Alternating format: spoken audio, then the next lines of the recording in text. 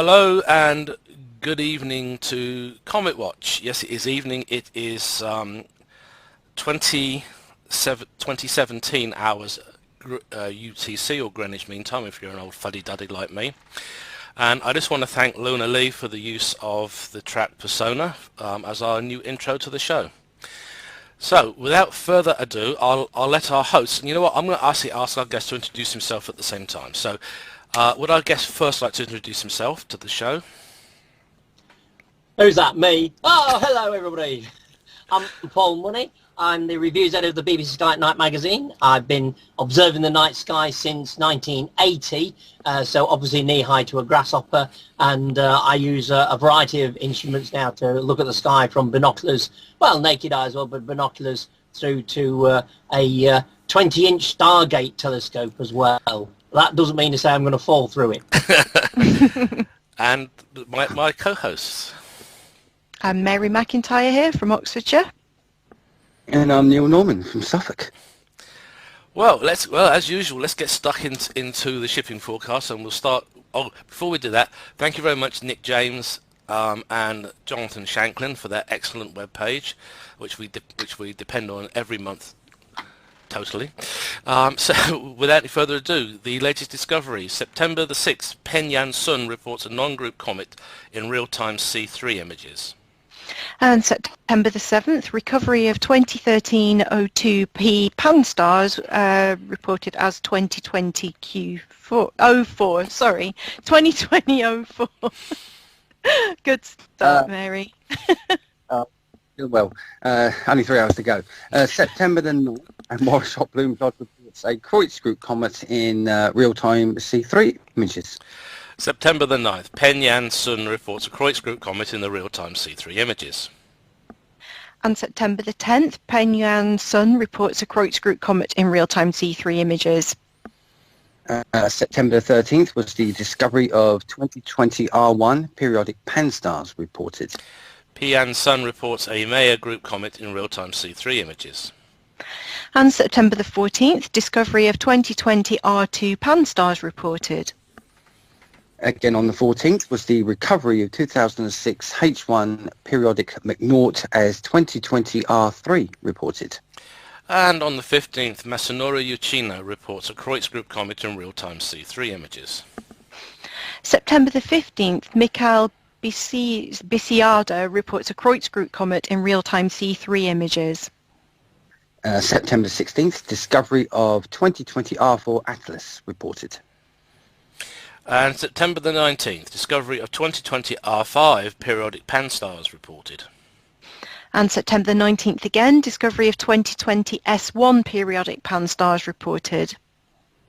September the 20th was the discovery of 2020 S2 PANSTARRS being reported. September the 20th again, discovery of 2020 S3 Erasmus reported.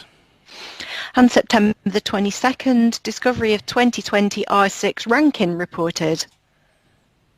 The 23rd of September, and 2002 T5 is finally designated as 2020 Q3 at this return. September the 23rd, discovery of 2020 R7 Atlas reported. And September the 24th, Moorshot Bloomberg reports a Kreutz Group comet in real-time C3 images. September the 27th, and Sergei Serpikov reports a Kreutz Group comet in real-time C3 images. September the 28th, discovery of 2020 S4 PANSTARRS reported.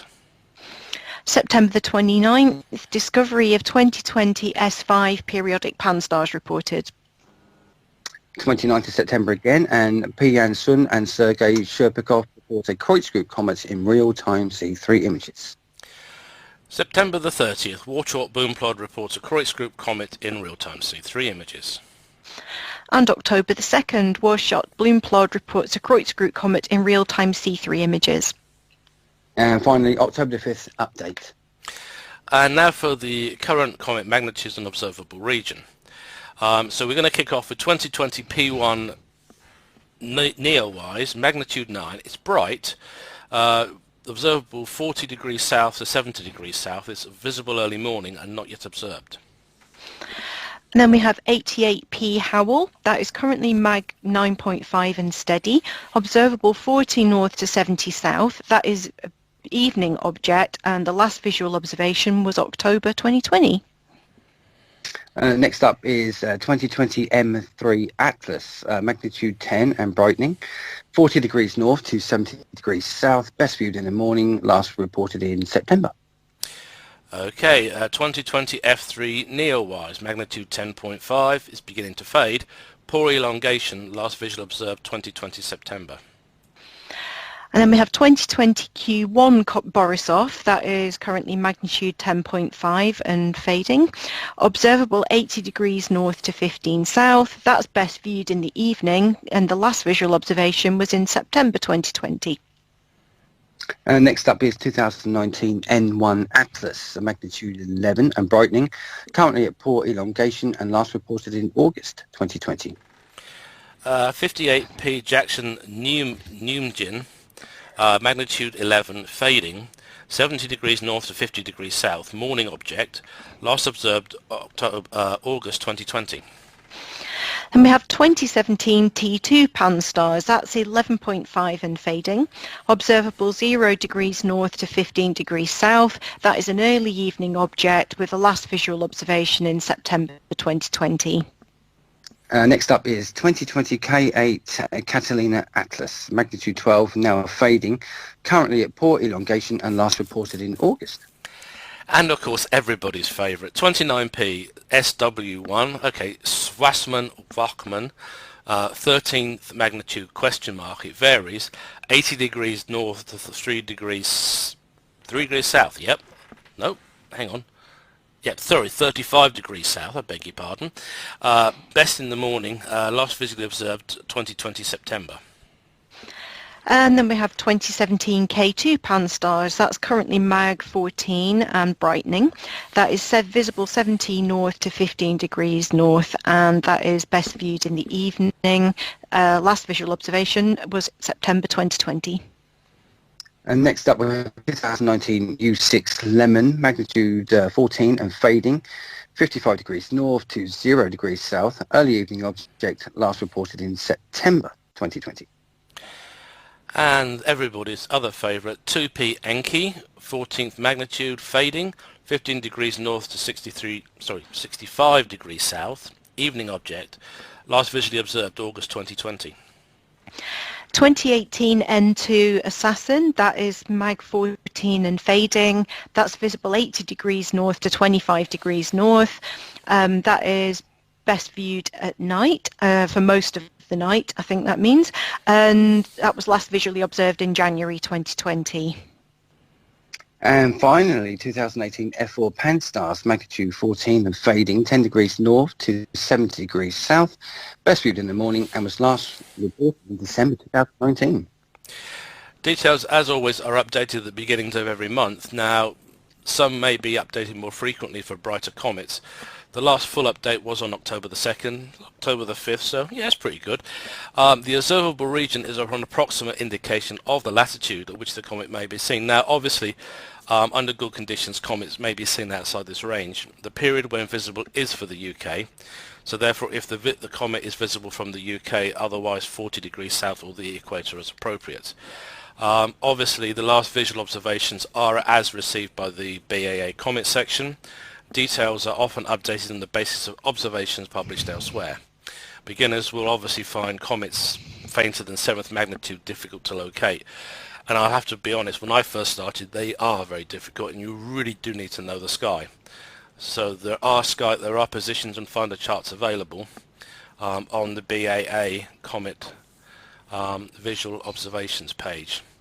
And of course, if there has been no recent updates, you can always try the German Comet Group page or Yosichi Yoshida's page, which to be honest I find is one of the best ones going for more information. Or you can go to Liga Iberoamericana de Astronomía for observations. Wow, that was a mouthful. Okay, so that's the shipping forecast over, and I think we got through it a lot better than they have on the real shipping forecast the last few days, all their fumbles, but never mind. So now, of course, we're going to get on with with the rest of the show, and we're going to have a chat with our guest. Welcome, Paul, to CometWatch. Right, thank you very much. Now, I already know a little bit because we had a chat earlier this week, so I know that you've actually imaged, old school, one of my favourite comets, IRAS Araki Alcock. Oh, yes. Yeah. That's a very long time ago, Nick, in a galaxy far away, I suspect. Oh, yes, I know. But it's still one of my favourites because I think it showed the imaging community, not just the professional but amateur, that a satellite doing an infrared survey of the sky can actually detect and image comets. And no one ever thought about doing it before. Everybody's so busy looking back in history of the universe and all that stuff.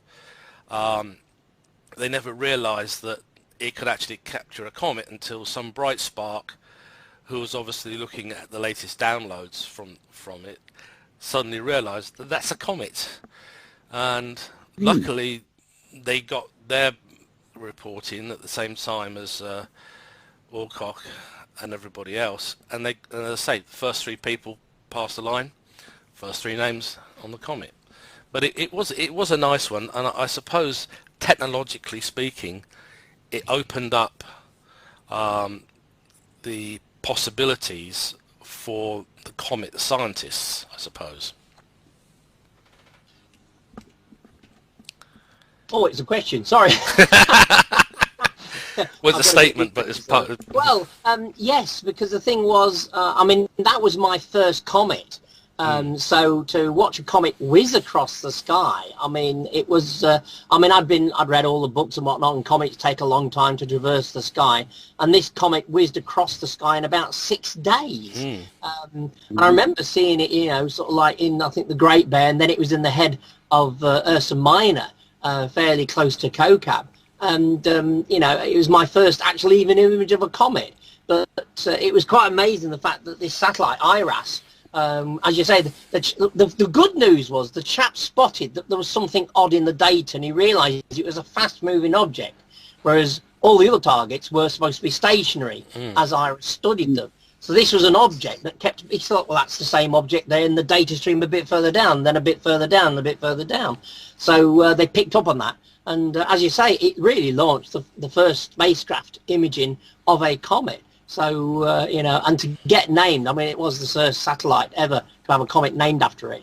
And of course, George Orwell, Alcock, sorry, Orwell.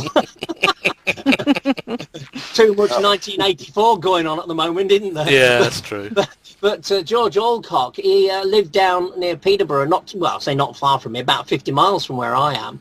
But I met him once, fortunately. But, you know, I mean, he had such an amazing gift to memorise the sky.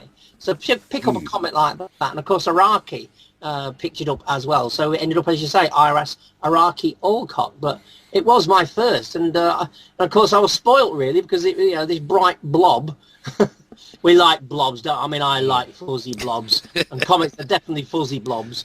But it was... but it didn't seem to... If I remember right, it didn't seem to have much of a tail. It was more of a blub, wasn't it? It was quite a diffuse one, but it was just moving so quick, you know. So, you know, I felt that we'd had the digital capabilities we've got now, then it would have been amazing. Oh, I have to agree with you. I remember The Sky at Night that came out not long afterwards, and I think even Patrick was like sat back.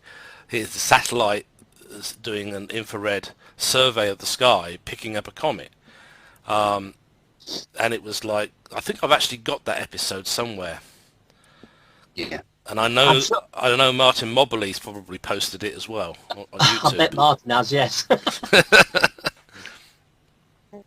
Did the IRAS satellite, did it get any more comets, or was it just I think it got a couple more, didn't it? I think it did get several in actual fact, but I think IRAS Araki Alcock was the brightest. But there is something in the back of my mind that it did pick up a few, but they were a lot fainter, and so it didn't get into the public domain as such for us. No.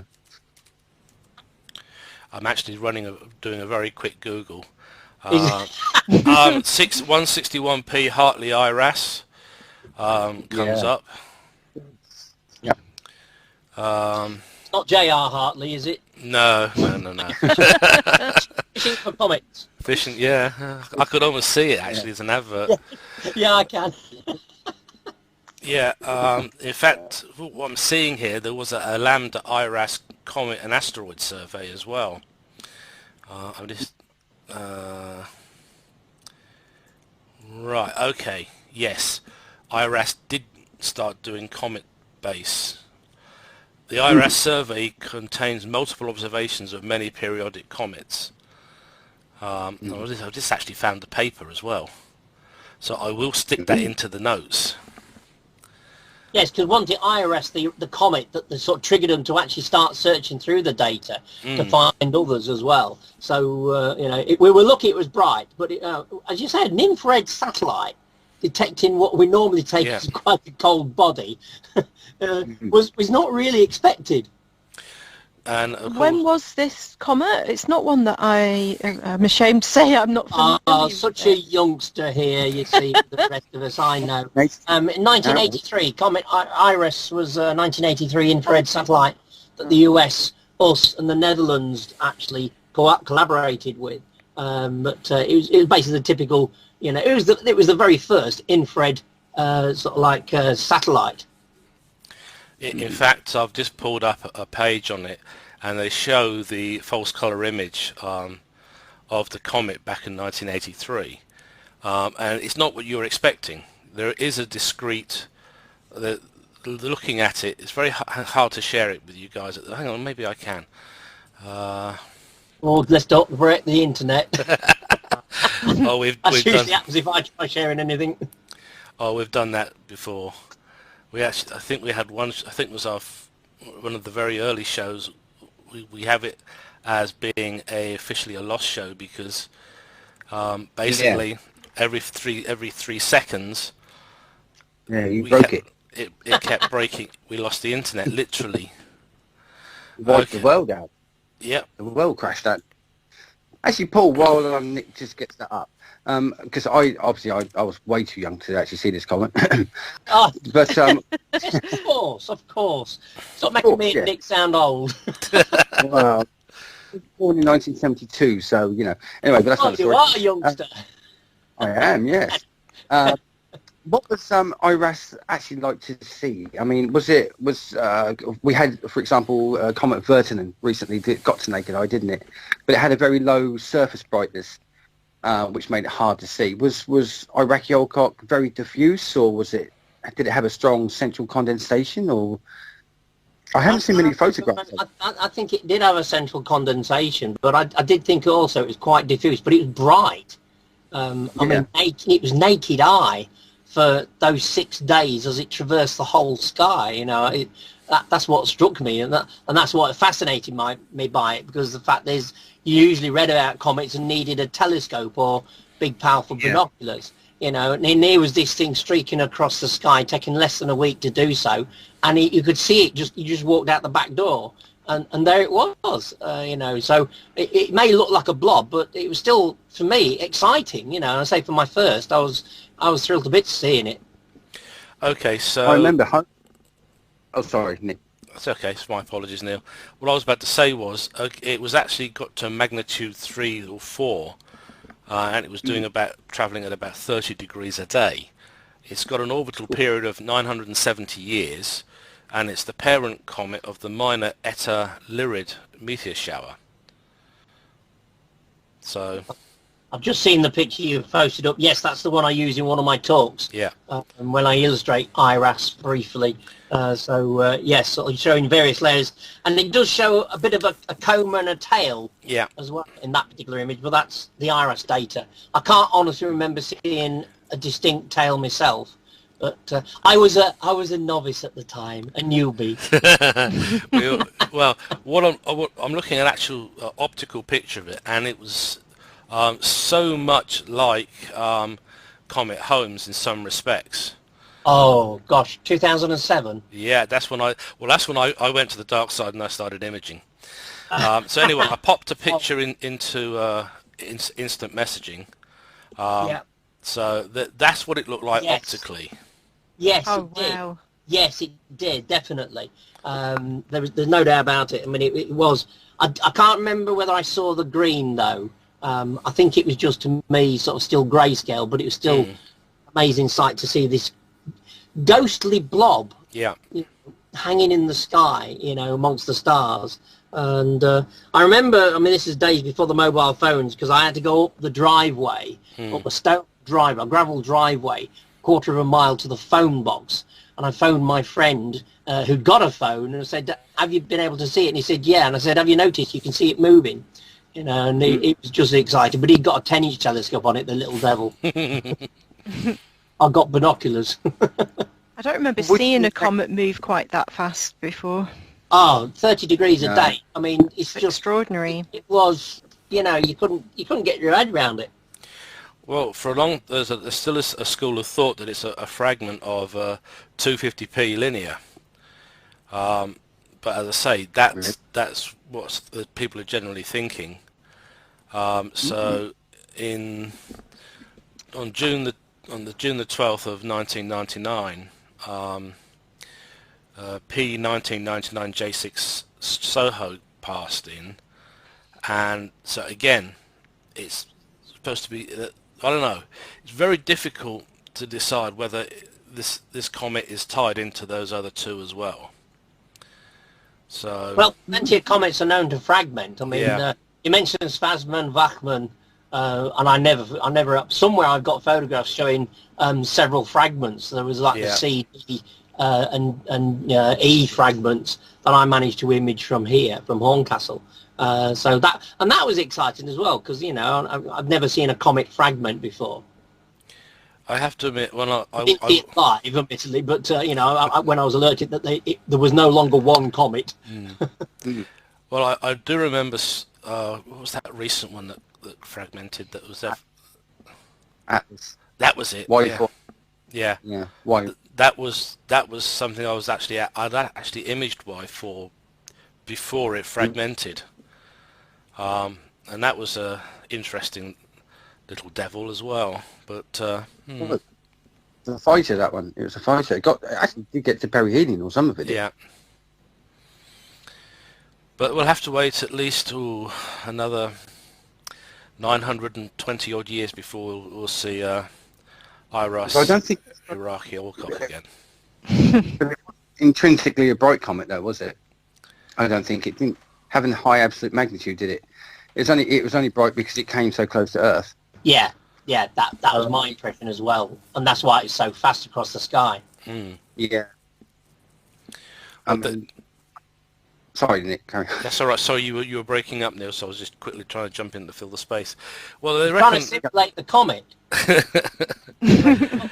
Well, they thought that this one was about 9.2 kilometers in diameter, and the albedo was 0.02. But as I say, it was definitely a very unusual one, and I think in some respects, I know that Patrick literally dedicated a whole program to this. I will dig it out and I will stick it into the show notes because I know it's on YouTube. But it was. Sorry, Martin's definitely got it. Yeah, for sure. Yeah, but it's well worth watching, even though it's out to date. It was one of those really, really strange things. And interestingly, George Alcock and Granichi Araki of Japan both were school teachers by profession, even though Alcock was retired. And he used to he made his discovery simply by looking through the window of his home using his binoculars. Yeah. Everything we're told not to do. Yeah, well, that's it, isn't it? It just proves the point. But not only that, I mean, he memorised the star field so incredibly well. I mean, he could literally glance at the night sky and decide, there's a new supernova, or there's a new nova, or look, there's a comet. And I don't know anybody else that's actually got that skill. The problem is there's probably lots out there, but I can't imagine. But there again, you see, we tend to forget, if you observe the sky enough times, then it's quite possible you'll go back to a region of sky and you'll instantly know something's wrong. Yes. you observe enough, and you may not realize it. So, we're picking up all these stars and we're observing, and it's quite possible that, we don't realize how much we've absorbed and how much we will recognize if it actually changes. Well, I remember going up to Kielder many years ago, and this is before the observatory was actually built. So it's giving you a good idea of how long. And I remember I was at the campsite, and I went out to do what you do in the middle of the night, and I looked up at the sky. Comet. Yeah, and I looked up at the sky, and it was so clear and it was so dark that I was just completely lost, because I'm not used to having that pure dark sky. Mm. The constellations get lost when it's like that. You just can't find your way around at all. And then you get the Milky Way going across the sky, and look like, okay, I know what I'm in the northern hemisphere, but with the amount of darkness, it's just completely mind-blowing. Well, Gary Fields from Kielder, actually, I saw a talk of his at Northwest Astrofest the first year it happened, and he went off with two friends in a camper van in search of the perfect night sky, and they obviously spent some time in the Atacama Desert, and he was saying that from Kielder, the area kind of above your head is just as dark when conditions are right in the UK as what they were seeing there. So there are some pristine skies in some parts of the UK. Obviously, lower down you get residual light spill, but higher up, directly above your head, he said you just can't beat the Kielder sky, even going all that far. Yeah. So interesting. So going back to Paul's photographs, what other photographs have you? What other comets have you photographed, Paul? Well, I was actually going through these just before we started, and can you remember Ikeya Zhang? Yes. Ah, somebody does that sort of thing. Yes. I'm trying to remember the date for it, because unfortunately I'm notorious. I found it, and it's not a photograph. This is going to shock you. It's actually a drawing. This is 2002.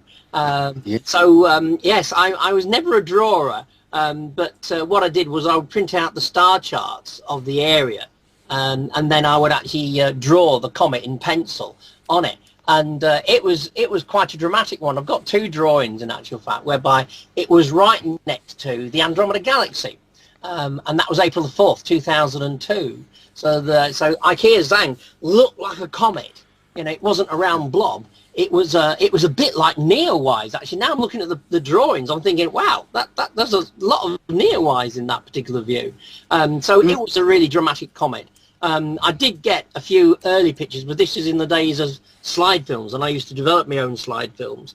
So, so Mary, that's old technology, dear. I've done many talks with slides. So I was born in '73. I know what slides are. I used to develop my own slides in actual fact, my all colour reversal. But, of course, you had to wait until you got a full roll before you developed it. So, so I have got a picture of it actually hanging, and this was 2 days later, and it actually moved quite a few degrees away from the Andromeda Galaxy in those 2 days. But I came across these drawings, and I was a bit gobsmacked. In fact, tonight's made me search out my comet pictures.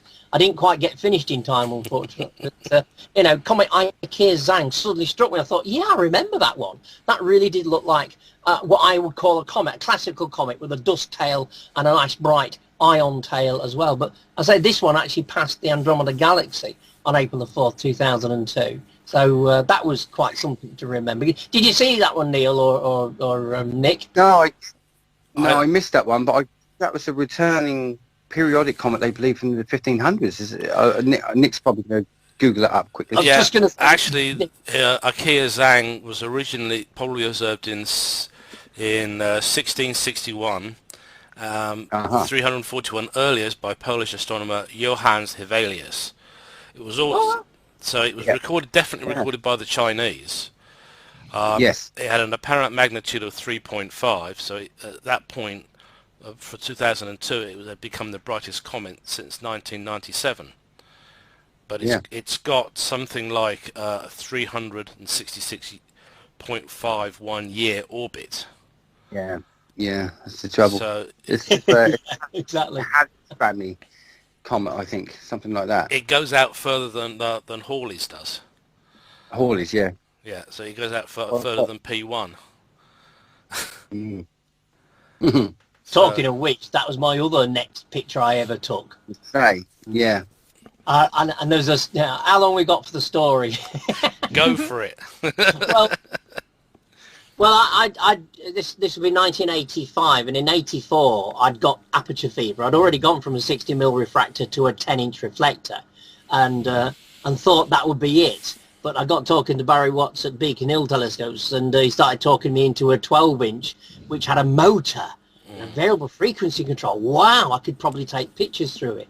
And eventually he phoned me up and said, actually, I've got a 14-inch that this chap's decided you don't want. Do you want that for the same price? So what are you going to say? What am I going to say? Yes. For a 14-inch. I mean, it said yes. I mean, it was heavy. But the main thing was that it gave me a chance to try and pick up Halley's Comet. Sorry, Hawley's Comet, you know. Sorry, I'm a Halley's man myself. Well, Halley or Hawley Halley, is Hawley. considered to be correct because basically we only know the Hawley side of it from Peeps. Yeah.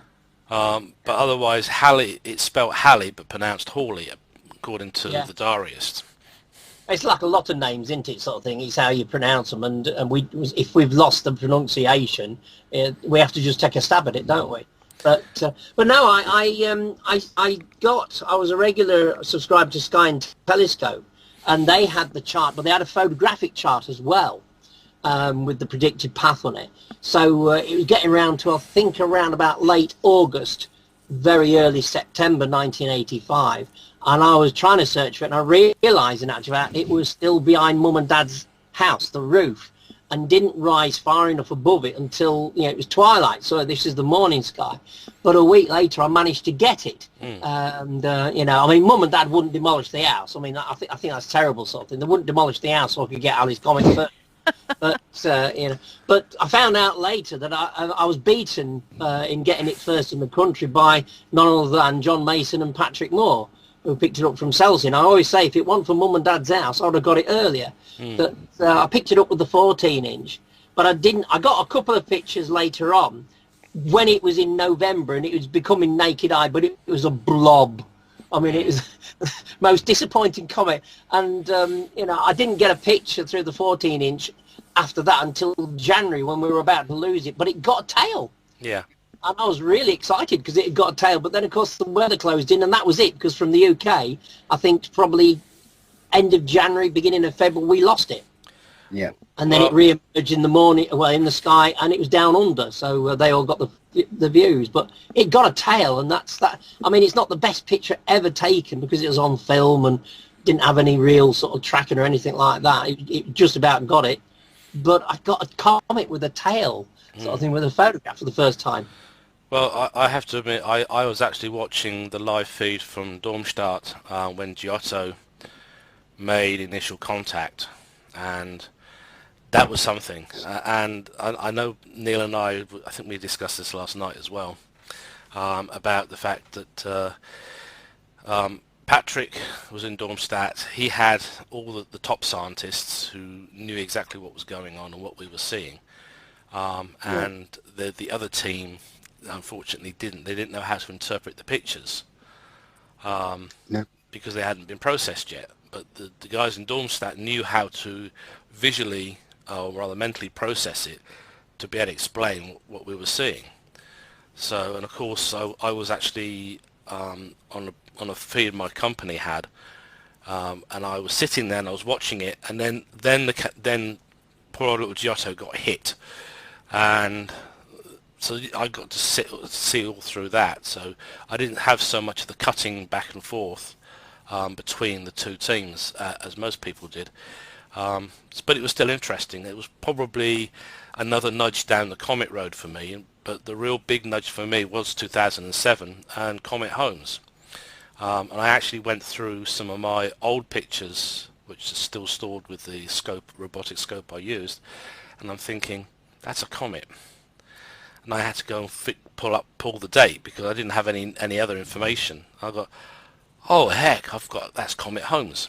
And Yeah, I was well chuffed, but I'd actually managed to find one of my Comet Holmes pictures. It wasn't one of the beauty pictures that was showing it passing the North American nebula or anything. It was just an average one, but it was, to me, it was still something great. Now I can probably I've got it downloaded somewhere, and give me a second and I'll put a link. Where am I?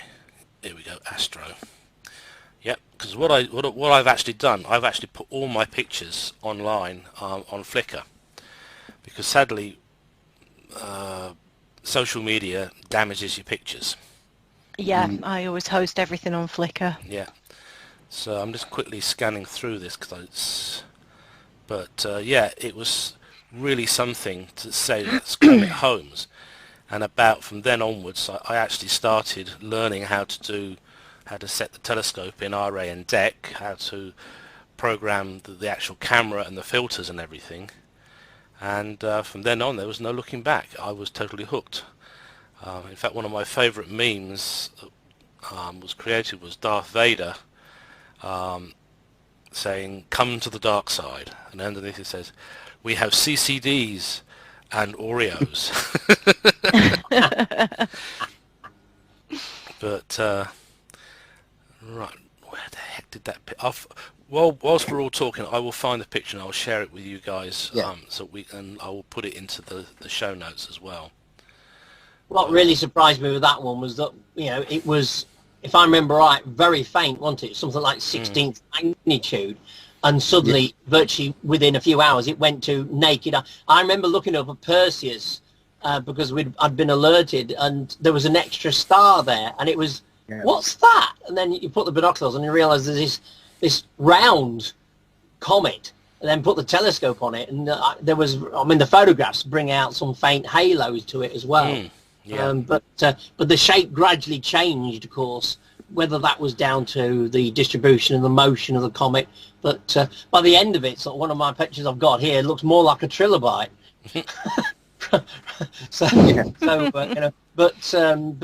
I did find, when I was looking through these images tonight, sort of thing, for someone to talk about, the comet itself looked quite. It was, I think I remember right. It was struck by something, and it was a dust, thrown out from it that formed the halo. But then people started commenting that on deep photographs, it actually had a green halo, and I found that I did actually take that with the Equinox 80 refractor, and there is an out. The comet itself, amazingly, the comet is overexposed. In fact, looking at the picture, it looks like a bright sun with a green halo, but the stars all around it.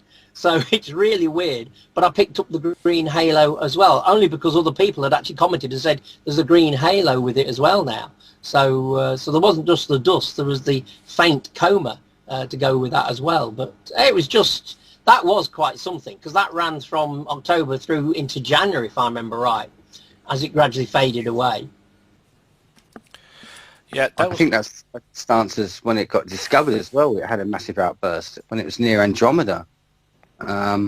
Something very similar happened back then in the late 1800s, and it was discovered then. It was very quiet on its last return, and I think the next one's in 2022, 23, something like that, off the top of my head. Around about that time, I think. So watch the skies. You never know. You just don't know, though, do you? No. I mean, like Comet Atlas that we were talking about earlier. Atlas sort of thing, I was following with the 20-inch, and I've got me sort of Equinox 80 as well, and it was very, very difficult in that. It's quite small. But I was also, I can do it now because the review is out, but I was reviewing this electronic EV scope. And I was gobsmacked because a friend of mine, when it had the outburst and started fading rapidly, a friend of mine said they couldn't find it in the 10-inch. And I put this 4.5-inch EV scope on it, put the coordinates in, and there was the green, and I'm saying green comet. And that was the key with the electronic imaging, although it was looking like through an eyepiece, but you could see the colour of the comet. So although it may be a small telescope, I was gobsmacked that it actually did what the manufacturer were claiming, that you get the impression you're looking at colour, and you could see it. But I was actually looking at this with a 4.5-inch telescope thinking, well, a 10-inch telescope my friend has got, he can't see it. And I'm looking at it with a 4.5-inch. So I tell you, technology is moving so fast, it makes you wonder whether modern telescopes are going to be redundant soon. Well, That's Comet, my opinion, and not the opinion of the Sky at Night magazine, I have to put in. I just shared the picture Yes. with the everybody here. So that was on a C14 at the time, back in 2007. Looks like a Pac-Man ghost. Yeah. Yes, it does that direction. I just realised it must be near the star. Now, was that star...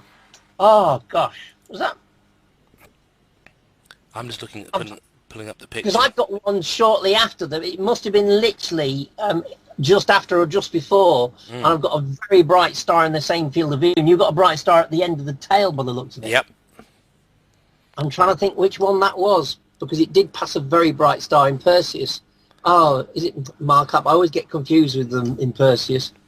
It's my brain, you say. Yeah. But as I say, that actual shot was probably... I'd got to the point where I would set up the imaging runs, even though I knew I was going to get automatic imaging. I would sit there and I would wait, and because the way that this particular scope works, you see the image coming in and building, and I thought that's it, that's the moment, hit the button, and I just got that star at the bottom of the tail, and I thought, that was awesome. What can you do? It's just one of those really moments, I think, really. And you couldn't have timed it better, could you, at the end of the tail like that? Yeah, and that particular time I was actually in the UK. So this is a telescope in the Canaries. So, and the timestamp, well, the timestamp is what the system is telling me is, I don't believe it. Not 1432 UTC. Not in the Canaries, but I can't argue with the timestamp that has been given to the FITS header. So, but that one was one of my earliest comet pictures. So that was on the 18th of November 2007. Wow. So it just makes you think. You said the 18th. Mine was on the 17th. Yeah. Yeah, so that's why it is the same star, and yes, it was the day earlier. Mine's at 0146. Now I couldn't tell you. I've been very naughty. I haven't put down BSD or GMT. Well, I'm not good at notation like yeah. that. I've got better at it, because the nice thing is when I get my images, I get a timestamp as part of the header, and I read the header to get my timestamp. But for some reason, it's probably because there was a system upgrade afterwards. It's not right, but I don't care. It is my picture. I got it, and I was really like look at me, Ma, on top of the world. Because most of the people, everybody was looking for it to be just clear, and I wanted that star right at the bottom of the tail, because I thought that to me was perhaps a more intrinsically and enthusiastic, pleasing picture. Those were the days. I'm just trying to look on Stellarium to see if I can figure out where that star is. I think it's Meerfak, Alpha Perseus.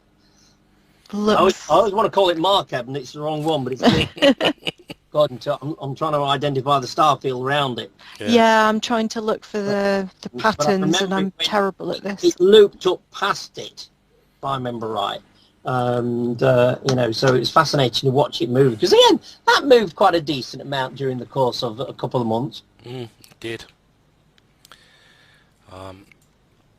But it was quite interesting. I think that was the day, that was the infancy, really, I think, of amateur imaging of comets and stuff with electronic devices. We were catching up with the professionals, literally. I seem to remember the S-Bigs came out, and they kept upgrading them and upgrading them and upgrading them, literally every few months, with better sensors or better fans to cool the cameras down. There is something amazing about imaging a comet, though, especially when it's moving relative to the background. You just get that sense of alien visitor almost. Yes. Mm. But So what do you think would be your favourite comet that you've observed, Paul? Oh, yes, that's well, Neowise. Holmes definitely is up there. A very early one, which is about the era of Halley's Comet, because I was searching for this before. Because again, in Sky and Telescope, they said while you're waiting for Halley, go for Giacobini's Inner, and I did, and I was gobsmacked because it looked like a proper comet. It had a tail through the 14-inch, so that got me quite excited. So it was that one that actually also made me slightly disappointed with Halley's Comet, because Giacobini's Inner actually looked like a comet with the traditional tail sticking out the back in the telescope. But of course, Halley didn't until quite late on. But since then, of course, we've had lots. I mean, Lovejoy in 2014 Q2. That was a nice one because, of course, it went past the Pleiades as well. It was in Taurus. There was another one recently, that did that, and I didn't manage to get the images into this. I've created a folder. You've made me create a folder now, specific for comets. So I was rapidly trying to find all my comet images and put them in. But I spotted the 2004, and I remembered that one, but I didn't get much further, unfortunately. But I got Giacobini's Inner. I had a long tail as well.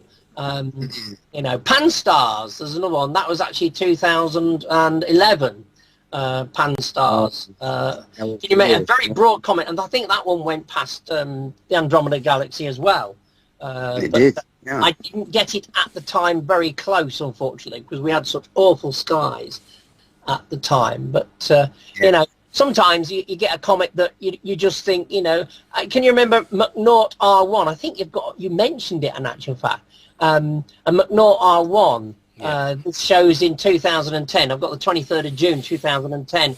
A massive, great, long ion tail sort of thing, and it's a slight dust tail, and that was quite gorgeous as well. So it was, but I mean, a Hale Bop. I mean, surely that near enough has to be everybody's tail. I mean, a Hale Bop. I mean, I remember talking about CCDs, Nick. I started going out to COA, the Centre for Observational Astronomy in the Algarve, and they started using CCDs. And before Hale-Bopp got really bright, it had multiple tails.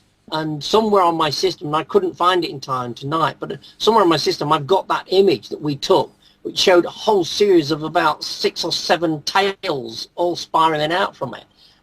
It was just absolutely extraordinary what we could achieve with the CCD camera at the time. I have to admit, one of the things I think I really like is the fact we can now visit comets. We've had the Rosetta mission. The European Space Agency is gearing up for its Comet Intercept program. 3 satellites at various Lagrange points ready and willing to go and look at whatever's coming in to visit us. And I think that's going to be even a bigger thing. I can't wait. Yeah, Hayabusa has got extended as well, isn't it? I saw yes. that article that you shared earlier. Yeah, that I think was a real surprise. They're looking at two extra targets for it now. That I don't think was hardly expected. They expected the satellite to deliver its package and then re-enter, and that's it. But nope, it's going on. It's going to go somewhere else. They found 2 more targets, I believe. And we'll be seeing more about our primitive early solar system. Isn't that the amazing thing now with the discoveries they can make and the deep imaging we can do of the night sky, that they can actually find these new targets, work out their orbits, and then sort of figure out if any satellite or spacecraft can actually get to them. Because if you can repurpose a satellite to do that, you remember the Deep Impact mission, of course. Yeah. And that when it struck the comet, of course, the mothership flew past, and they were able to repurpose that to have another look at another comet. I forget now which one it was, sort of thing, because it's been such a long time, you see, and I'm getting old. And it's very controversial as well, because certain astrophysicists, or physicists, I will say, to keep it to keep myself safe, was very unhappy with the idea that we violently attacked a comet. I think it was Temple. Yeah. Yes, it was Temple, Well, and Micah Hearn was the lead person on that, and it was. I actually managed to get a chance to talk to him on the phone. Pure accident. Somebody was masquerading as a NASA official over here, locally to me, and making out that he could do this, that, and the other. And most of the time, all these talks were only simply taking the text off the website and then reading it when he did the talks, and I got very suspicious. So I thought, right, well, he said, I'm friends with Micah Hearn, Professor Micah Hearn, the Deep Impact mission. I've worked on that. I've worked on the Mars rover missions as well, sort of thing. And I'm thinking this is a bit suspicious here. So I found Micah Hearn's phone. I mean, I don't think they do it now, but I found his phone number. And I thought, I'll just try him. So I worked out the timing so that he'd be there in the morning. It was late evening for us. And I phoned him. And amazingly, he picked up. So I got chatting to him sort of and explained why. I was saying, I'm phoning from England, I'm phoning about this person. He investigated him and then came back. I said, I absolutely assure you this person has never had anything to do with any of the missions. I can tell you he's not even worked as a cleaner. Is it because we have staff rosters and we know who works for NASA right down to the last sort of person. But it was lucky enough that, of course, he was in charge of the Deep Impact mission, and a bit later on, he came over to Cambridge and was doing a conference there. And I was able to go along to the talk and introduce a young protege of mine, sort of thing, Ryan Laird. And I got Ryan to do an interview. I filmed him, and Ryan did the interview. He's a bit nervous, but it was his first interview. He did really well. But Micah Hearn, I mean, sadly passed away a few years ago, but he looked like Santa Claus for a start. But he was such a lovely guy to talk to, very friendly, and I was so pleased that he was prepared to give us that time as well. But as he said to me and Ryan, comets hit the Earth, so why can't we hit that? We need to know what they're made of. We need to know what sort of material comes blasted out from them. So, no, he was not apologetic at all. He'd fought for that mission for years. It'd taken years before he finally got approval for it. So quite something. Well, I remember the all the trials and tribulations of getting Rosetta actually built, and then they couldn't go to the target they originally wanted. So then it was repurposed and given a new target, which I think in some respects was probably very good, because where it finally went, we actually, I remember all the press hype, the rubber duck comet. Yeah. Yeah, I'm glad you can say it because I can't. I was going to say, come on, let's all hear your conversation. Yeah, I don't know whether that's right, Churyumov, Gerasimchenko, but I've given the talk about that so many times that you sort of convince yourself you're saying it right, so everybody knows I've said it wrong. But yes, that was quite something, to see the outbursts from that. I was, for some stupid reason, when I was downstairs, for some reason I got thinking about the ice sublimating, and I suddenly thought, just imagine having a jacuzzi there. Have a little heat, melt up the ice sort of thing, and then just make sure you're near one of the vents, and that would definitely create bubbles. Even if it was short-lived, you got shot out into space, and your last dying breath was, I landed on a comet. And it was, so you didn't expect that from me, did you? So you thought you was going to have a nice, sensible conversation, and I've ruined it. Actually, Paul, I'll be honest, this is the type of conversation we like to have. Well, it's nothing worse than having a clipped comment. Oh, yes, and of course, comets are actually made of sort of ice that's sublimate. They don't melt, and those are interesting. But if you're in a classroom, you've got to make things interesting and fun, So I have to say, I'm going to be absolutely honest now. When I saw the rubber duck and one of the jets emanating from the gap between the two rubber ducks, it really did look like the comet was farting. Yeah. You can't get away from it, sort of thing, it's just one of those things. They call it outgassing for a start. That's right. Don't they? Sorry, I've really brought it downhill now. It was such an awesome mission, though, wasn't it? It was. I mean, the details. It took them a long time to get the IRAS data out. Yes. But it just, what an audacious thing to do. And it was European. Yay. Yeah. I think a lot of people to most people, the main comet missions that were European were the Russian Vega probes. And again, that was Hawley's. They did quite well. They got the information back.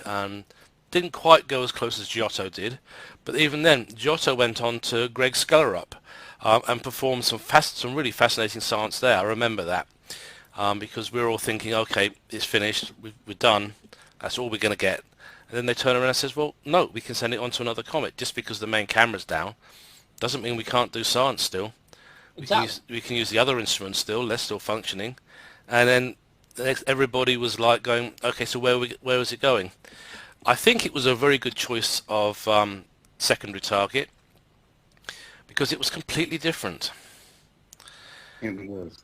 And it was like, we'd all got to think, oh, well, all comets are like Hawley's Comet now. No, they're not. We went to Greg Skellerup. We went to the Rosetta mission, because I know I can never say it straight, so I don't bother. And it was like, this is really telling us, by assuming that once we know one comet, we know them all, is perhaps the biggest fallacy and the biggest idiocy going. And I don't know. I would like to go. I think I have to join Richard Miles and everybody else. Let's go to 29p. We know it's out, how it outbursts, when it outbursts. We know how badly it outbursts. So we could do a Rosetta style mission there.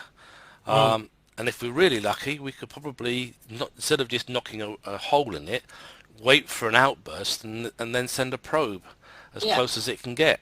See if we can actually get into the comet itself. Be a fascinating idea. It'd be good if it could be outfitted with deflector shields. Yeah. It could get in close without the dust causing any problems. But even then, learning just how much dust is produced, that was something we did learn at Hawley. We learned it at Greg Skellerup, and when we came to do the other missions, even Temple, we were quite surprised to see not all comets are dusty, not all comets have the same chemical composition. And if anything, I think the two interstellar visitors we had, comet-wise, have actually proven to us how we can tell if a comet was created in our solar system, or indeed, as Borisov proved, it's an interstellar visitor, because it had a completely different chemical makeup. And again, that was a shock. We weren't really prepared for it, but we did the best we could, and we actually found, I think, more about the environment outside of the solar system than we had for a long time. Even though poor old Voyager has managed to cross the heliopause, it's still not quite out of the solar system, because we suddenly found it popped back in.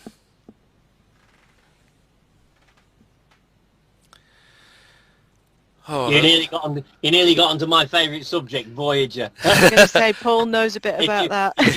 Get me onto Voyager. I mean, yeah, I mean, it's interesting you say about the comets and that they're all different. And we always have this level of arrogance, I think, about, as you said, we've been to one. And yet, when you look at the visual appearance of the comets, they're all, I'm looking at my pictures now, they're all remarkably different. Yeah. They don't look the same. You know, as sort of like we were saying earlier, sort of Neil was saying, but, you know, some are a blob, some have a very strong condensation, some don't. You know, some have strong tails, some don't. Some have long ion tails, some don't. You know, and the activity plays a huge role in that. So, and of course, the activity of the dust then leads us on to the possibility sort of thing, you know, what potential meteor streams are out there. Because you get different sheddings during different courses of the passages of the comet coming through, and then they spread out sort of thing, and that's why we get some enhanced activity some years on some meteor storms. So and I think it's amazing that people can model those now. So you know, that's another aspect as well. And of course, any spacecraft observations of the amount of dust coming out adds to that information. So aren't we living through an amazing era, really? Oh, yes. There's that other paper that you sent, Nick, showing that somebody has suggested there's a second kind of orbital plane around the solar system, one that periodic comets follow. Yes, I remember that. That was actually some research done in Japan, as I remember. I'm just quickly going back through my Facebook because I know I put it up there, even with the kimchi recipes. And my cinnamon roll pictures. Yeah. Off topic. Well, have you noticed how many astronomers are actually foodies as well? Closet foodies. I'm not a foodie, but I like cinnamon buns. Yeah. Just past the Sky at Night magazine in picture because I did Yes, surgery. it's the second plane that they think here. It's been studying comet motions, and it might suggest differences in how comets form in the first place. Here we go. Second alignment plane of solar system discovered. That That's was the on one. the 29th. Basically, it seems that they're showing the epileptic plane in yellow and the empty one in blue. And ecliptic, yes, thank you. I was worried about that one. Yeah. It's I was up until gone 1 o'clock this morning, so that's my excuse and I'm sticking to it. But the thing is, Akira Huachi wrote a paper that was published by the Astronomical Journal on the 26th of August, Isotropy of Long Period Comets Explained by Their Formation Processes. So a lot of this information is showing that some of the comets aren't exactly where we would expect them to be in regards to the solar system. So It's exciting. it is, because a lot of the Oort cloud. I mean, the Oort cloud is supposed to be a halo around us. So, by that argument, we should have a range of comets coming in from a range of different directions anyway. Well, yeah, most of the long period comets take tens of thousands of years to complete its orbit, but they're not confined to the area near the ecliptic. No. They seem to be coming and going in various directions, and they're not really obeying what everybody thought was the last letter in planetary motion law. So if they may have originally formed near there, but then they were scattered into orbits through gravitational interactions, most notably with our old friend Jupiter and Saturn, and maybe even Uranus and Neptune. But this scattering seems to be coming also at the comet's aphelion. So it's furthest from the sun, and it should be remaining near the ecliptic, but it isn't. So why are they suddenly either been disturbed in the distant past, or what? Now, as I say, the other thing is, obviously our solar system doesn't exist in isolation. So is the gravitational field of the Milky Way exerting a small but non-negligible influence? But I will put a link to both the article and the paper. I sat down and read the paper over breakfast. Oh, that's a bit heavy for breakfast. Well, so was the fact it was homemade bread and some very nice marmalade. Oh, behave. I think I'm going to have to leave you now and make me some toast or something because I'm getting hungry. He was actually part of the NAOJ RISE project. They were studying the effects of the galactic gravity on long-period comets through analytical investigation of the equations governing orbital motion. Yeah, I have to admit a lot of it on the original paper looked like it was written in Klingon to me, but the summary article of it I did follow. Well, in fact, I actually shared it in a music group, believe it or not, because I know that there's actually a guy who teaches astrophysics in California, and he said, we were talking in private messages, because I made a comment. I said, I've just been reading this really awesome paper about why comets are not where they're supposed to be in regards to the ecliptic. And he says, oh, let's go private and not bore these people. And we started talking about it. And I said, yeah, you've just cost me my breakfast. Apparently, we spent 3 hours discussing it online. Wow. And he goes, oh, I've got to go shortly because I'm going to go teach a class. I'm going to have to go with an empty stomach. So, Paul, what are your tips for people that might be new to comet observing / imaging? Oh, she asked the non-comet expert as usual. No, that's where we want tips from, because not everybody is a comet expert and they might not know where to start, but you take some awesome pictures despite that, so that's useful to know. Well, I mean, if you're going to do any photography, you don't have to have the expensive telescopes. Nowadays, you can get the tracking mounts. I mean, we're familiar with the small tracking mounts you can get now for a camera, and it's amazing what you can capture with those. So, you don't have to have complex equipment. And of course, we always hope for those really bright comets that come in. But there's a lot that are visible in binoculars, but you often have to have a bit more of a realistic expectation of how faint they're going to be. Because I get notifications from people saying, oh yes, there's a new comet and whatnot, and I'll look at it, magnitude 8. I said, well, that's fair enough, but the public won't see that. The public will struggle with something like an 8th magnitude. They'd probably struggle even with a 6th magnitude. The public expect it to be blazing across the sky, which, perhaps we ought to blame IRAS, Araki, Alcock for that. Oh, I think it's... Even did. I think it goes further. Maybe a higher Taki, maybe, because that was definitely one of those. Oh, I was hoping we'd mention There we go. Hayakataki, because I mean, that's before Hail Bob. We were struggling with bad weather in this country for a while. We seemed to have several months, and everybody else was going on about this fantastic naked eye comet, with a huge tail. And I always remember I managed to phone. Me and Lorraine had got our house by then, and I always remember that this is about 1996, isn't it? So we'd only been here about 3 years. And but we had reasonable skies, and I remember the weather forecast in them days. It's still taken with a pinch of salt, don't we? but it suggested late at night it would come clear, and I'd seen the photographs.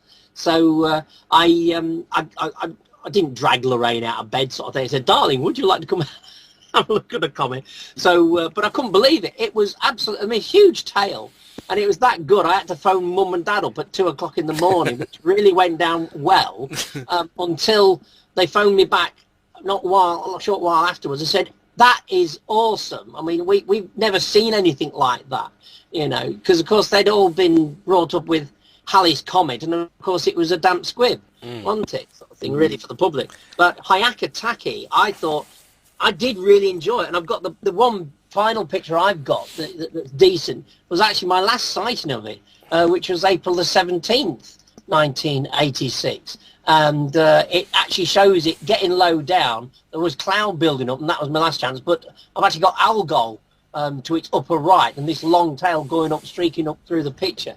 So that was a gorgeous comet, I have to say. And again, it's a pity we didn't get the weather earlier than that, but this was still a slide that I'd actually taken, because this was that's still the era before we'd really got into CCDs and digital cameras. But it was a gorgeous comet. So to have that one and then Hail Bop the next year, you suddenly thought, wow, this is really ringing, and then it went dead, didn't it? But I mean, if you like faint comets sort of thing. So I think the public, if they did see Hayakataki and certainly Hail Bop. When I go talks, I do talks around the country. Well, I did. I'm doing more Zoom now, but even photographic societies, I've often got somebody who'll come up and say, here's my shot of Hail Bop, or usually they say Halley Bop. And then, of course, they go into my corrective mode. But it just shows you how it touched the public. I mean, I can remember it lingering above our house, and we had various people come to our back garden, and I had the 10-inch telescope actually on the nucleus, and you could see the whirls of dust. There was a spiral pattern to them. And wow. But every time I would say, look at this, and they go, yeah, and then they'd go and look at it naked eye and get, but I said we prefer it like this rather than the telescope. And I was excited by the telescope view because of the whirls of dust. I'd never seen the spirally nature so close to a comet's nucleus. It was just amazing. So I think we were spoilt with Hail Bop, and Hayakataki got us ready for it. But after that, it was quite dim. So I think the public, they have to have a good expectation, a practical expectation. And that's why I'm worried when we do get excited. I mean, come on, who can't forget ISON? I mean, please, let's forget ISON, you know. Because It's like the picture I have of that is 1 pixel. It's tiny. I've got one semi-decent picture of it, sort of thing, you know, and that was pretty much it. I mean, a nice green head, I must admit, sort of thing, a very faint tail going out from it. But can you remember Lovejoy, though, was up at the same time, and that was a better comet. Yeah. Oh, yeah. I thought it was definitely a better comet. So I can't remember what... I've just got down Lovejoy. Typical, isn't it? I tell you, you're not talking to a comet expert. I'd have had all the codes and whatnot with it. But 2013 R1. yeah, well, this was done in 2000. Yes, 19th of November is my picture. Yes. That's it, yeah. When I took it, yes, I'm just... you're right, sort of, Nick. Look at the EXIF data. Very useful, that sort of thing. You know, And I got everybody kind of riled up in the village and on social media, like all of us did, about Neowise, and the number of people that were messaging me saying they couldn't see it. And to me, it was just blazing. It's like, how can you have not seen it? It's... if you can't see that, I'm going to struggle to help you with anything else for the next 20 years. Yes, I had that similar experience, and I didn't think I was going to see Neowise because it was so low down in the north. I have the neighbour's house and their very big tall hedge. Now, the big tall hedge is extremely useful because it blocks the light of the neighbours and their security lights. So and I managed to convince him to hold on to it and not chop it down or cut it lower. But I thought, I'll never get it. And then I surprised Lorraine by one night. It was so clear. I thought, I've got to be able to see it. There's a gap. So I climbed a ladder and peeked over the conservatory. And I could see it, but I couldn't photograph it. And then it struck me, we're in lockdown. And I thought, hang on, nobody's going anywhere. And it was around about midnight. The street light had just gone out. So I grabbed my camera gear, went out into the middle of the road. And it's a cul-de-sac, so I wasn't going to get run over. And nobody was going anywhere. And everybody's lights had gone out. Everybody gone to bed. And there was the comet, just naked eye hanging there. And I was going... So it's wondering, didn't wake up the neighbours thinking, what on earth is he doing down there? But I did manage, because I started setting up, what I didn't realise is that I was out that long, at 2 o'clock, one of the neighbours came home and got a late night job with Tesco's locally. And I tried calling her. She was on a push bike. I'm going to try, but she nearly fell off because I think she thought I was going to accost her. And when she got up and sort of carefully looked at me, sort of, because she didn't know me very well, there was a fairly new neighbour. And I said, I'm looking at Comet Neowise. Would you like to look? She said, oh. And then I said, it's that thing there. And she went, look at it. You can see it. I'm thinking, yeah, that's why I'm pointing to it. And then she saw the back of my screen, the LCD screen of the camera, and it had just taken a picture, 2-minute exposure, and she was just a jaw dropped, sort of thing. And she couldn't thank me enough. She kept saying, "Oh, I've never seen anything like that. That is absolutely awesome." And she just went in, and a few minutes later, one of the other neighbours must have heard something outside and came out, and I had about 3 neighbours outside trying to social distance, trying to make sure they didn't touch the camera. but suddenly they could see it, and they said, well, why has it been there all the time? I said, well, yes. the last week or so, yeah. And that was when we had that really good weather, wasn't it? God, I can't believe how good the weather was. You know, so in fact, saying that, I just shared a picture with you, Paul, and with Neil and Mary. This shows you how desperate you go to get a comet picture. It was 2017 K2 PANSTARRS. That was something like, I think it's magnitude 14 or maybe 15 at the time. I took that picture. I had to put a circle around it. Into that, didn't I? Yeah. I took you into that one, didn't I? Yeah, I remember. And it was like everybody, no, don't say anything. And I said, well, what do you think's up? Look at, expand the picture up, magnify it, look for the circle in the middle. Oh, and that was the comet. And looking at my notes, he says it was on a wide field C14.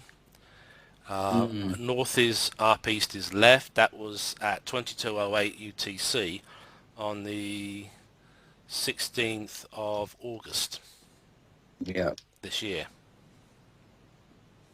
It's certainly tiny. Telescope, because we had awful weather in August. Yeah. Well, that was taken. I was remoting out through the Canary Islands at that point. But the comet is out near Saturn, though, isn't it? Yes. So we have to remember that it's near the orbit of Saturn. So and that's the one they think is going to be the next. Well, this one actually, it could be about the same size as Hale-Bopp. But it's not going to come as close, unfortunately. It's more near the orbit of Mars, I think. It's still another 2 years away from perihelion. So. Yeah. But as I say, everybody was talking about it, and all the chatter I could see was about, there's K2 coming, and we've got to wait. I thought, you know what, I'm not going to bloody wait. So I managed to get... They reckon we can follow this comet for about 35 years in total. Good grief. So, are they still observing Halley? Because the last I remember, they were still tracking it. Yes, they still managed to pick up pictures of it. Yeah. So I think they can, yeah. Yeah, it is being followed. 2020, we will be at 1985. So yeah, gosh, it's gone past the half. It must be past the halfway mark then. Yeah. To come back. It's Gotta be, because it comes back in. I hate to say this in 2061, and I'll be 100. I won't be that far behind you, Paul. So I'm sort of keeping my fingers crossed, sort of thing. Like I always have a joke with my dad, sort of thing, about the fact that he's now 83, and I said, Dad, you've got 3 years to go, and then you've done the orbit of Uranus. And I said, I want you to hang on till then, at least, sort of thing, because I really want to make that joke. About my dad last as long as the orbit of Uranus, sort of thing. Of course, I won't say Uranus. You know what I will say. Yeah. But as I say, it's fun. In some respects, it's fun. And yeah, okay, everybody was talking about the images. I think we were all seeing. Neil, correct me if I'm wrong. Were from the big professional arrays from the deep sky surveys.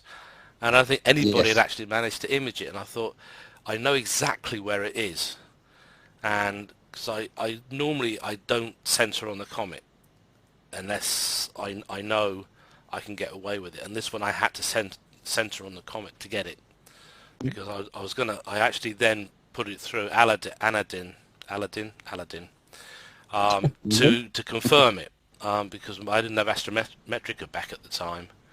So I had to go and upload it and make sure Sinbad and Aladdin could see it and confirm it. So that after that point, I can then ring it and say, "Yep, that's K2, not the mountain, but the comet." In my experience, whenever I annotate photographs like that, people think that the ring I've drawn around something is the thing that I'm talking. And I'd labelled a tumbling satellite with some arrows once, and someone was like, "Oh, what are all those like white lines? Are they satellites or meteors?" I'm like, "No, they're arrows." It's like, oh my goodness. I had that when I was giving a talk about the supernova 1986A. And it was a picture taken by the Anglo-Australian Observatory showing the star Sanduli 8 69202, which was the star that actually blew up. But it was a triple star, and they got a before picture, and there was an arrow pointing to the third one of the components. And literally somebody in the audience asked me, how did they get the arrow there? And the whole audience, you could feel them collectively turn and look at this person. And then you started feeling the infrared glow from them for the sheer embarrassment they realised, because all I said was they drew it on afterwards. Yeah, and then I carried straight on, sort of thing. But but yes, you do get some odd questions, don't you, sort of thing? I mean, makes you wonder, sort of the annotations. I mean, come on, nowadays we can. I think it's quite amazing what we can do now, and that we can have like the iPhones and the smartphones, and we can put like virtual goggles on and look around the sky and see the sky as if you can see it in the sort of detail we can see it with a...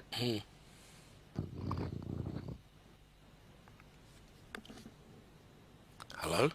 Oh, you still there? Hello, Paul? I've lost him. Nope, he's still showing as being online.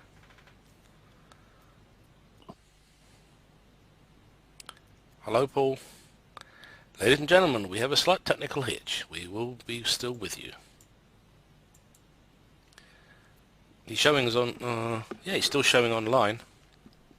Oh, that's strange. Very odd. Yeah. But, as I say, you've both seen my picture of Mons Hadley. And everybody's like, okay, what's the ring for? Point out the mountain on the moon. Exactly. And again, it's like as long as you've got the proper star charts and stuff, or rather, in this case, in my case, lunar maps, which are accurate, then you can do it. We are still trying to get Paul back. The thing is, with the comets like K2, they do not look like comets, as Paul was saying, and we all say they're not fuzzy blobs, No. and they haven't got very big tails. These things are so far away out near the orbit of Saturn that they're not getting, the solar radiation out there is very little. So we're not going to get, although it is a very active comet for where it is, we are not going to see it because it's so far away. So you have to, because it's just very barely distinguishable from a star. Yeah, you have to label things and just explain. I mean, I quite often get people thinking that when I'm photographing atmospheric optics, they think that the lens flare from pointing straight at the sun is the thing I'm talking about. And it's just about educating people. There's no such thing as a silly question, and non-astronomers don't understand the two lines for annotating something. So, Welcome back, Paul. You can't get rid of me that quick. Our router has this odd habit and a completely random and just suddenly reboots, and it just did it. So I've been lucky so far during a Zoom talk it hasn't done it, but it's actually done it in the preamble before the Zoom talk and in the questions afterwards. But so far, not during the talk. So that's the first time it's gone off like that while I've been doing this. So, this is my first time doing this. So hello, I'm back. You can't get rid of me. I was asking at the time about where PANSTARRS is at the moment because, I was going to try with the 20-inch and have a go at that. It's in Hercules at the moment. Oh, right. Oh, thanks, Neil. Yes. Oh, right. They are then sort of thing. Who needs these remote observatories, sort of thing, Well, you don't when you've got a 20-inch telescope. That about it, sort of thing. Having said that, if Hercules is too high, it's 7 foot tall, this thing, to get within my piece. And I'm getting a bit nervous about using ladders. Yeah. Well, that's the nice thing about... The comet is so slow moving, it's going to be in Hercules for quite a while, I'm afraid. And if I leave it till later on in the night, sort of thing, it is actually setting in the west. It's getting low in the west, so that's when I can get it best. So, I'm tempted now. What was the magnitude, Nick? It was very, very faint. Let me look it up because I have... I was going to say very, very faint. That's really technical. 15 and a half. I think it's about 15 and a half. Like that. Sorry? About 15 and a half to 16, I think. All right, okay, yeah. Well, I photographed Pluto the other year, but I know that's surprisingly a bright dot. I was surprised about that with the 20-inch. Visually, it was quite good. But, I mean, I do use a lot of other telescopes as well. I mean, the 20-inch, it has to be good conditions to get it in operation. That must be phenomenal visually, though, that scope. If I had perfect skies, it would be. I mean, but having said that, I added a H beta filter to it the other year. I asked Santa for it, and Santa was very obliging. And visually, I looked at the Veil Nebula, and it was like I was looking at the photographs. And the Crescent Nebula was the same. So, I looked at Comet Atlas. I mean, the filters don't really help in that respect. But I say I was observing Comet Atlas with it and getting images with, and it's an Altaz go-to. And I was getting images of Comet Atlas with it, sort of thing, and then stacking them. And of course, it derotated and also aligned them. So, so it's amazing what you can get away with, sort of thing, So I like that. So at the moment, the observed magnitude for K2 is 15.6 according to COBS. The estimated magnitude is 16.1 according to JPL. Yeah. Right. I've imaged 16th magnitude galaxies so far, so you but I mean, I don't know whether you'd hear this. Yeah. Yep. That's that's K9. my keychain of K9 from Doctor Who. There we are, sort of thing. If you see that racing across the sky, worry. Yeah. Well, ironically, saying that, we were talking about 17p Holmes. At the moment, no one has an observed magnitude for it, but it's estimated at 16.3. It'll look asteroidal though, won't it? Yeah. Yeah. because I have to admit I really do like the Sky Live because they've got some really good stuff, and they have most of the comets. In fact, we were talking about Halley's comet. Yeah. P1. Oh gosh, I daren't think of that magnitude. 25, 26. Okay, I'm just pulling it up now. 25.6. Oh, well done, Neil. Neil's been doing his research. He's trying to fool us. I know. I'm pretending I know everything. It's currently in Hydra. Hydra? Oh, yeah. There we go. Yeah. Know that you do now. Yeah. Actually, Paul, I was going to quickly ask, we're talking about comets that disappear up their own, you know. So what about Comet Swan? Did you get any luck with that one? I didn't. No, I didn't. It's, I say I'm not an avid comet hunter, but it's surprising how many I have actually observed and photographed. Because I was saying to Mary when she first asked me, I said, well, I don't do much about comets. And I think it's like everything. I do dabble in a lot of things, you know. I do a lot of planetary imaging, nothing like Damien or Pete Lawrence or anybody like that. But, you know, I always like to take my own images, you know, sort of thing. Yes. And that's no slur on the robotic people sort of thing. Pete, if you're listening, you know, Pete Williamson, you know, great fan of robotics sort of thing, you know. I mean, I can see the use for that. And it's like a lot of people when they go on about telescopes and whatnot. I can remember people moaning about go-to telescopes. Oh dear, I was one of them. You'll never get me using a go-to telescope. These new, I'd rather star hop, and guess what I use all the time now? A go-to telescope. But it means you can observe more, but you can also find things like comets. You can put the coordinates in, which is what I did for Atlas. Because that telescope I was testing, the EV scope, that's 4.5 inch, but use this digital IP. It didn't have the coordinates. I had to input the coordinates, and you know what? It was bang in there, and that really impressed me. So you know, it's yes, I'm tempted with the K2. I might have a go at that. I think having go-to ability when you're looking at comets that faint, unless you know the sky inside out telescopically, you're just not going to find it yourself. If they're not showing any kind of nucleus or tail, it's a dot, isn't it, at the end of the day? So, right, which reminds me of most asteroids. Yeah, exactly. But all asteroids. But I mean, I love getting pictures of Vesta. I've got a piece of Vesta. It was the first one I imaged, but it's basically just another star. It's, you know... It's literally a pixel on my wide field pictures. Well, you're saying about Swan, just pulling it up now, because I actually managed to get that comet when it was down south. So I got, sorry, F8 Swan, I beg your pardon.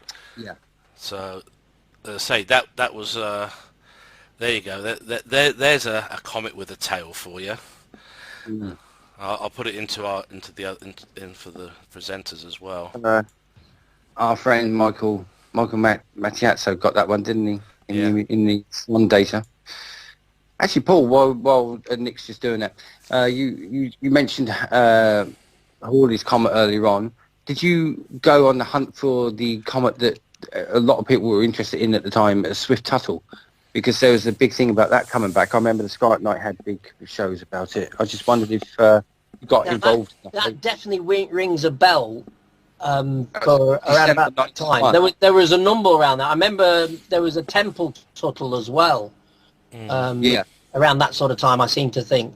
Because I say, the other one I actually had, and I remember this again around with Jacobi and his inner, was that there was a comet called Thiel, Thiel, I think it was. IELE, and it might not have the E at the end, but I remember looking at that one. It was so different to Jacobi's in it because it was the classic just round blob with a condensation at the centre. But it moved quite well, and I've got. I mean, it's shocking. I'm beginning to realise I did actually draw quite a deep. I was terrible at drawing. I mean, you need Mary for drawing and stuff. But no, when I look back, you know, I actually did do a reasonable number of drawings at the time, sort of thing. I suppose because photography to me was too high-fangled, and I like doing simple stuff, but I wasn't into the main photography. But Swift-Tuttle rings a bell. but I'm not sure that I actually did any drawings of it. I'd have to search through. You're going to make me, I mean, I've got tons to do, and you're going to make me now start searching for me blooming sketch pads. I've got a folder somewhere with all these drawings in something. Well, it had a tail. Say again, Neil? It had a tail, so hopefully it grabbed your imagination. It's worrying when something with a tail grabs me imagination. Now, That tail on swan on that picture you shared is really extraordinary, isn't it? Yeah. yeah. Flickers down for me. I can't get it to open at all, so I'm just having to rely on the thumbnails. Now that's interesting because I was the same. I was looking on the picture and trying to look at it close, and I couldn't magnify it. I couldn't zoom. So when you circle around K2, I couldn't enlarge it to have a look at the actual dot at the very centre. But I will look at it later. I'll download it. Yeah. As I say, Very gassy comet, wasn't it? yes, it was. Been on the sugar-free gummy bears. I was trying to avoid making any comment. There's also lots of hope up for the new Neowise comet, isn't it? The P1 Neowise, but it's going to have poor elongation, I'm told. But I don't even think it's going to make perihelion, to be honest with you. But there's one person in CometWatch, the Facebook group, who gets very excited about these things and makes these bold predictions. Yes. Everyone's for the group now, aren't they? It's always a disaster, though, trying to make bold predictions with comets. I mean, I've near enough given up, sort of like doing that because I write, as you know, I write my night scenes sky guide for the year, and unless the comet is absolutely, I mean, a hail box situation, I'm very reluctant to put comets in. In fact, although I can't do the printed edition for the 2021, I'm doing it likely as a PDF. And at the moment, I think there's one comet that reaches magnitude 8, and I can't remember it now. But that's late on next year. And it's on Yoshido's site. Yeah. And I was looking at it the other day and thinking, no, 8th is the brightest it's going to get. Again, if I get excited about that sort of thing, the public will get the wrong impression. Yes. And I don't like hyping things up. I was very wary with ice on, but I was quietly hoping that it would be all right, and of course then it just, well. Well, you've got an online monthly update for your night scene stuff as well, haven't you, Paul? Don't you put something out monthly where you've got updated info on stuff like that? Yes, as a rule, I will put up each month. I was a little bit late this month. I went and put it up, I think, on the 3rd.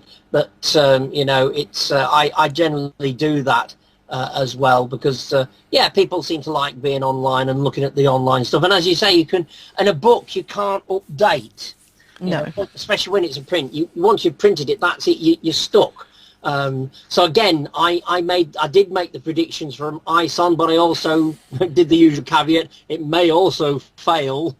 Unfortunately, I was right, sort of thing. But it was a 50-50. I said it could be good, but it could also be absolutely useless because comets are so fickle. They really are a fickle thing. Yeah, they're like cats. They have tails and they do with them as they want. Exactly. And they'll either come and go as they please. All we want really is a bright comet to sit there at the door saying it doesn't want to go out, but it still keeps giving the impression it wants to go out, but at least if it lingers, we can observe it. Yeah, we need one that's more like a Labrador puppy than a cat, don't we? Well, at the moment, they're saying that for R4 Atlas, C2020, on current calculations, it might reach magnitude 8 by the spring of 2021. But the thing is, currently, from what we know about this orbit, it has a period of 666.8 years. So there's a number to play with. So really, our best comet at the moment is probably 88P Howell, which is sitting at a balmy observed magnitude of 9.1, an estimated 14.6 by JPL. M3 Atlas at 10.4 observed. Very diffuse object. Yeah, and even P1 Neowise is sitting at 10.8. But the good thing is with comets, though, I mean, we're saying now we're looking into the future and da-da-da-da, but we've got to remember that the Neowise that we saw in the summertime was only discovered in what, March the 27th or something like Yeah. that, and then 3 months later we've got a naked eye comet. So and Yeah, we Swan just don't came know, from do we? nowhere. Yeah. Yeah. No, I mean, I'm Swan. looking on the site, and it's for next year, November, December. Churyumov Gerasimenko is the one, 67p at magnitude 8. That's the only one that would. But I say I'd struggle to put that in night scenes, because night scenes is for the public, and the public expect it to be staring you in the face, really. They want This another summer Hale passed. Bopp. Yeah. I mean, this So summer we- passed. We had the hype, didn't we? 3 naked eye comets. We had Atlas was going to be a naked eye comet, and it disintegrated. Then Swan was going to be a nice comet for us. Then it disintegrated, and then all of a sudden Neowise came from nowhere, and then we did have a nice comet, and the Australians didn't. Yay! Sorry. But wasn't it interesting, though, that the press went crazy about the 2 comets that fizzled, and then there was hardly any coverage of Neowise when it got bright? Yeah. I I find know. it weird. And they're at it again with the best meteor shower ever happening this October, and you just That's right. face palm. The Iranians are potentially looking good because of the moon phase. Yeah, this year's okay. Next year isn't, but No. this year's okay. But again, the way how they report these things is it's so frustrating, because they will go and put it out as the most fantastic display. Go out and you'll see like meteors falling out of the sky, right, left, and centre, and sort of we're all going with a face palm and thinking, oh gosh, here we go again. Yes. And the public really do. I mean, I'm sure Mary's had, I'm sure you all had it, sort of thing, because I've had it, and that, they sort of say, oh yeah, sort of thing, well, you keep telling us there's going to be bright and whatnot, and then and they get apathetic about these things. They get put off. So when, as you said, Mary, sort of thing, when it came to Neowise, I mean, normally I do spots for Radio Lincolnshire and people like that, and I got hardly anything. And yet, ironically, I've been asked to go on in a week or so's time to talk about the October Orionids in the sky. Which is, not that big a deal of a shower compared to most of the showers. No, but they didn't have me on at all for Neowise. No, so, it's really strange. It's balmy. Well, I did notice, and I think Neil did, 'cause we're both admins in the CometWatch group. Every time they hype a comet in the press, we're bombarded with people wanting to join the group. 4,000. Yes. 4,000. All over lockdown, there was 4,000. Once the Atlas news broke, we had 4,000 people. Crikey. And I'm sitting there, and I'm actually rejecting most of them, because we're going through their profiles on Facebook. So, okay, this guy's got astronomy. Yeah, maybe we'll let him in. And then it's a case of this prepping and survival preppers and stuff like, nah, not happening. I know a lot of people are maybe listening to it. The reason we are selective about the group is because most of us in the group are scientifically there, for one of the literate, yes, and we are dealing with people who are also professional astronomers, because the greatest thing about astronomy is it's probably one of the last few of the sciences where the amateur scientist can do important and meaningful work. We have equipment that is as good as the professionals have, but we have the one advantage they don't. We have all the time in the world. Yeah. To use our scopes, our CCD cameras, etc.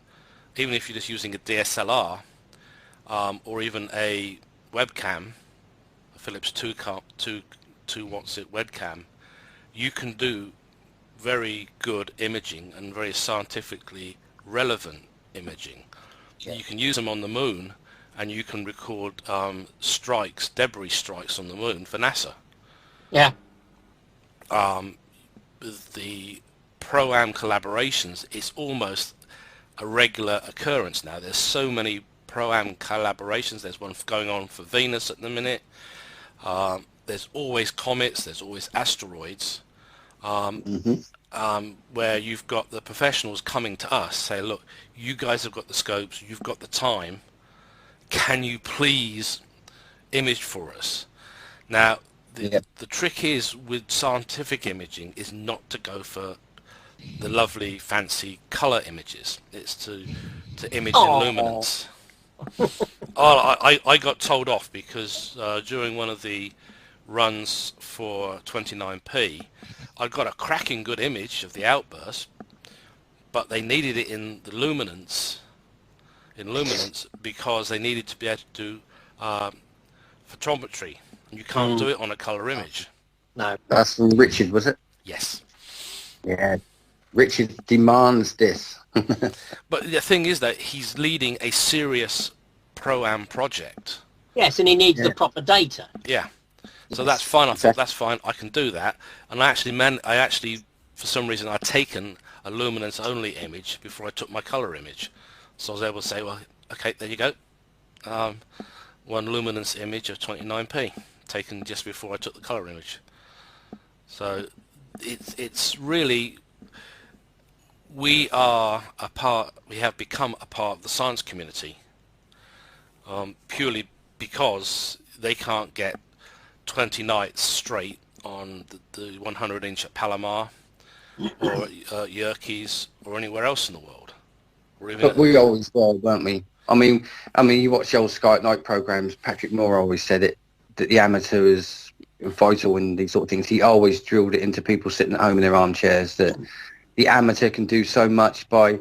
I mean, I know there's one thing where he wanted the quadranted meteor shower.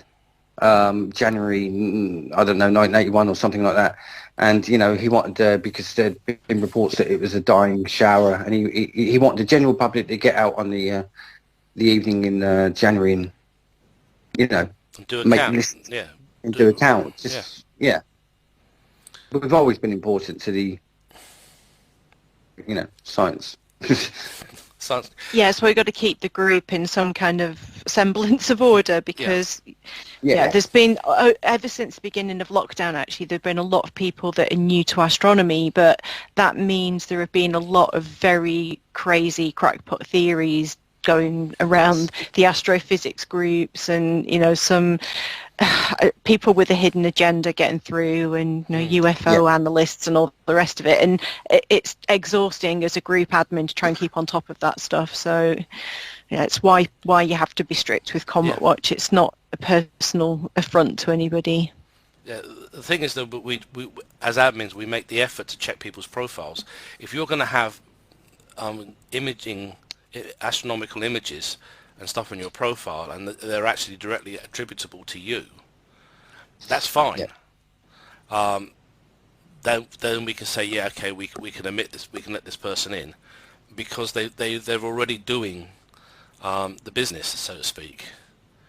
They have the equipment, they have the knowledge, and that way, when a call for images goes out, it's a case of we can respond because we know that when we pile in with the images, that will hopefully, touch wood, it'll be one that you've taken yourself, not nicked from somebody else.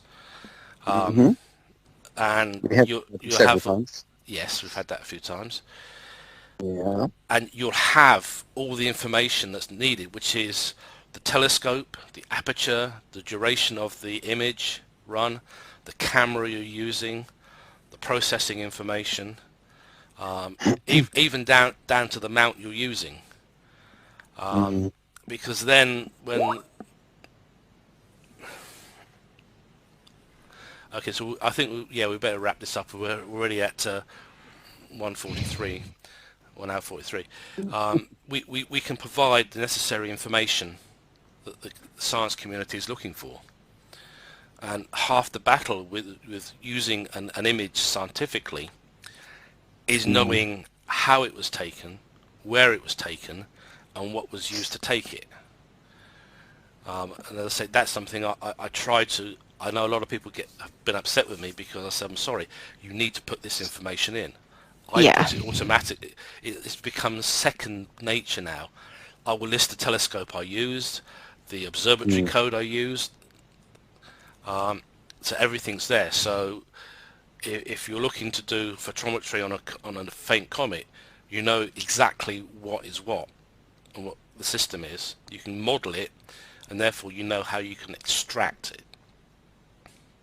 And also, a lot of the images that we do get are actually donated or given with permission, of course, from the Yeah. people who've taken them to Yeah. the BAA Yeah. and to be put to their archive for people, future generations to look at. You know, this was, Neowise in 2020. You know, somebody will be looking in 8 years' time. So. Yeah, and someone they need perhaps the photometry wasn't done, or there was an aspect of it that needed to be done later on, and they can go back to the archive. They can pull up the pictures, and all the information's there: telescope, mount, camera, everything. Yeah. I know. I'm It preaching. takes good practice, doesn't it? Yes, and I think that's one of the things. Patrick, if you look at Patrick's notebooks, it's like everything's there. The seeing conditions, which of his telescopes, the time. It's all neatly down there, as well as the sketch that he made at the time. Yeah. And even the sketch itself, is something there that can be valuable to somebody who's investigating that particular item, the object, in later years. Mm. Like the Great White Spot of Saturn, for instance. Yeah, W.T. Will Hayes. Yeah. And he went to such great pains to try and keep his identity secret, and the press blew it out. He was actually a very learned person, and he was I think the section director for Saturn at the BAA at one point. Yeah. So, and of course that was in the headlines. Comet W.H. Hay has imaged the planet Saturn or has seen a white spot on the planet Saturn, and all the details are there. I think heads rolled at the BAA for that one. He wasn't happy. Back in 1933, I think it was. Yeah. So that kind of shows the type of thing, even back in the 30s, that the amateur scientist who has learned how to provide the actual scientific data can actually advance astronomical knowledge. Yeah. Yeah, it's wonderful. Well, we better let Pua Paul go. Release him. Yes. Paul, Release him into the wild. just before you go, I'll ask you one of our top questions. If you had a total blank check, and what would you, and a comet mission, what would you do and where would you go? Ooh. Well, I've nearly done what I was going to do, because the Rosetta mission did exactly what I avoided after Halley and seeing what Giotto had done. That was the ultimate mission, wasn't it? I think I'd fly personally to a comet, land on it, prove that Armageddon was rubbish. That was the film whereby they landed a shuttle-type crap, and it landed as if it got gravity like the Earth. Because landing on Comet is a really, really difficult thing. But yes, a human mission to a comet sort of thing. I'd be up for that. So you would go. A lot of people would probably send me one way. That's all we're happy to put the cap out for you, Paul. But it's got to be one way. But and drill into the comet itself. Mind you, you've got to be careful drilling into the comet, because it might be fragile enough. You break it up and then find yourself floating out into space. Question for you, Paul. Do you remember the BBC docudrama Voyage to the Planets? Was that one whereby they had a mission? And, yes. Yes, yes, I do. That's it. Yes, gosh, that's a while back. Yeah. Oh, my, looking at that again, because that was quite innovative at the time. Well, and yet, ironically, it was so scientifically accurate on how a manned mission to Venus, to Mars, to the Jovian system, to Saturn, and on to Pluto, and out to a comet. All the refueling stops they made, the actual gravity assists they used, dealing with solar flares and everything else. And the answer didn't. It's a shame. Yeah.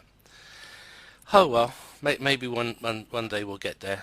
I think the Pegasus and the Discovery from 2001 are perhaps just about within our grasp. It just takes commitment, I suppose. Yeah, and money.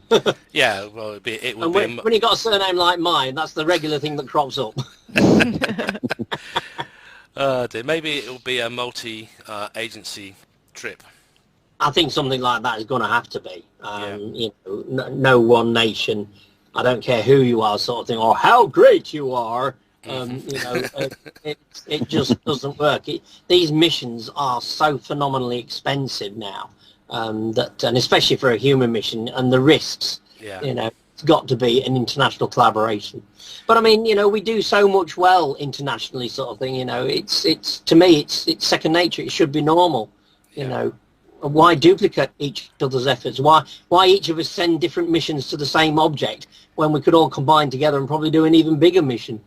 I think Nat Geo got it fairly decently right with their Mars show, their miniseries Mars, sending a multinational team of astronauts to go to Mars.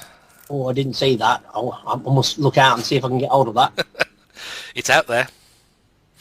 I downloaded a copy a couple of years ago, but it certainly made you think if we actually put the resources together, man on Mars would have happened by now. Oh yeah, everybody had pitched in. I was straight up Comets, but anybody remember the Brook Bond PG Tips card you could collect? Oh yes. Yes, the race into space, and you know, and the Yes. final one of them was something like 1986.